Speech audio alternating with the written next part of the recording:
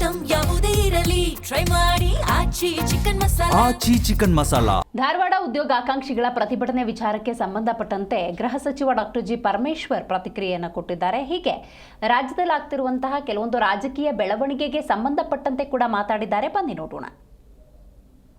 ಭಾರತೀಯ ಜನತಾ ಪಾರ್ಟಿಯವರು ಅಧಿಕಾರದಲ್ಲಿದ್ದಾಗ ಅವರು ರಿಕ್ರೂಟ್ಮೆಂಟ್ ಮಾಡಲೇ ಇಲ್ಲ. ನಾವು ಇನಿಷಿಯಲಿ ಒಂದಷ್ಟು ರಿಕ್ರೂಟ್ಮೆಂಟ್ಸ್ ಎಲ್ಲ ಮಾಡಿದ್ದೇವೆ. ಈಗ ಇಂಟರ್ನಲ್ ರಿಸರ್ವೇಷನ್ನು ಅಂತೇಳಿ ಬಂದಂಥ ಸಂದರ್ಭದಲ್ಲಿ ಸುಪ್ರೀಂ ಕೋರ್ಟಿನ ಆದೇಶದ ಮೇಲೆ ಇಂಟರ್ನಲ್ ರಿಸರ್ವೇಷನ್ ಮಾಡೋದಕ್ಕೆ ಹಿಂದೇನೂ BJP ಸರ್ಕಾರದಲ್ಲೂ ಕೂಡ ಅವರು ಸದಾಶಿವ ಆಯೋಗನ ರಿಜೆಕ್ಟೇ ಮಾಡಬೇಕು. ನಾವು ಈಗ ಅದನ್ನು ಮಾಡಿ ರಿಕ್ರೂಟ್ಮೆಂಟನ್ನು ಕೂಡ ಪ್ರಾರಂಭ ಮಾಡಬೇಕು ಅನ್ನೋ ಅಷ್ಟರಲ್ಲಿ ಇನ್ನೂ ಗವರ್ನರ್ ಅವರು ಅದಕ್ಕೆ ಅಂಕಿತ ಹಾಕಿಲ್ಲ.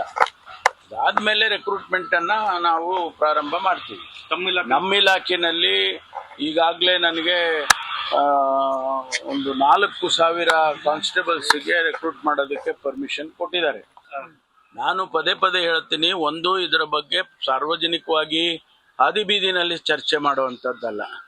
ಇದನ್ನು ನಾವು ರಾಜ್ಯದ ಮುಖ್ಯಮಂತ್ರಿಗಳ ಬಗ್ಗೆ ಆಯ್ಕೆ ಬಗ್ಗೆ ಆಗಲಿ, ಮುಖ್ಯಮಂತ್ರಿಗಳನ್ನು ಬದಲಾಯಿಸೋದ್ರ ಬಗ್ಗೆ ಆಗಲಿ, ಅದು ಹೈಕಮಾಂಡ್ನಲ್ಲಿ ಒಂದು ಕ್ಲೋಸ್ ಡೋರ್ನಲ್ಲಿ ಆಗಬೇಕಾದಂಥದ್ದು.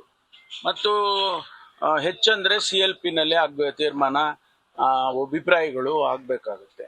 ಅದಾದಮೇಲೆ ಹೈಕಮಾಂಡ್ನವರು ಇದೆಲ್ಲ ಸಾಧಕ ಬಾಧಕಗಳನ್ನು ನೋಡಿ ಅವರು ಅಂತಿಮವಾಗಿ ತೀರ್ಮಾನ ಮಾಡ್ತಾರೆ. ಇನ್ನು ಡೆಲ್ಲಿಗೇನು ಹೊಸ್ತಾನೆ, ಯಾವಾಗ ಬೇಕೋ ಅವಾಗ ಹೋಗ್ತೀನಿ. ನಾನೇನು ಯಾರ್ದು ಪರ್ಮಿಷನ್ ತಗೊಂಡೇನು ಹೋಗೋದಿಲ್ಲ. ನನಗೆ ಕೆಲಸ ಇದ್ದರೆ ಹೋಗ್ತೀನಿ. ನಾನು ಶಿಕ್ಷಣ ಸಂಸ್ಥೆಗಳನ್ನು ನಡೆಸ್ತಾ ಇದ್ದೀನಿ, ಆಯಿತಾ. ಅನೇಕ ಕೆಲಸ ಕಾರ್ಯಗಳು ಇರ್ತವೆ. UGCಯಲ್ಲಿ ಇರುತ್ತೆ, NMCನಲ್ಲಿ ಇರುತ್ತೆ, ACTನಲ್ಲಿ ಇರುತ್ತೆ. ಅದು ಒಂದು ಭಾಗ, ಅದಕ್ಕೂ ಹೋಗ್ತೀನಿ. ಪೊಲೀಸ್ ಇಲಾಖೆ ಕೆಲಸಗಳೇನಾರು ಇದ್ರೆ ಅಫಿಷಿಯಲ್ ಆಗಿ ಅನೌನ್ಸ್ ಮಾಡಿ ಹೋಗ್ತೀನಿ. ರಾಜಕೀಯ ವಿಚಾರ ಇಲ್ಲ ಹೇಳಿ, ಮುಂದೆ ರಾಜಕೀಯ ವಿಷಯ ಚರ್ಚೆ ಮಾಡಬೇಕು, ನಮ್ಮ ಹೈಕಮಾಂಡ್ನ ನೋಡಬೇಕು ಅಂತ ಅನ್ಸಿದ್ರೆ ಹೋಗ್ತೀನಿ.